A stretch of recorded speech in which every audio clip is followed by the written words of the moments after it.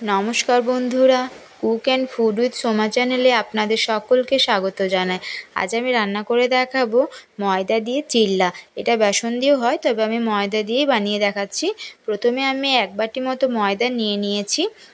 তারপর আমি এর মধ্যে হলুদ গুঁড়ো, গোলমরিচ গুঁড়ো এবং আন্দাজ মতো নুন এবং চিনি এর মধ্যে দিয়ে দেবো। তারপর এই শুকনো জিনিসগুলোকে আমি ভালোভাবে মিশিয়ে নেব। এটা মেশানো হয়ে যাওয়ার পর আমি গ্রেট করে রেখেছি গাজর এবং পেঁয়াজ, সেটা এবার এর মধ্যে মিশিয়ে দেব। আরও অন্য কোনো ভেজিটেবলস থাকলে সেটাও দেওয়া যেতে পারে। তারপর আমি এর মধ্যে 2টো ডিম ফাটিয়ে দিয়ে দেব। তো এই জিনিসগুলো সব ভালো করে মিশিয়ে নেব।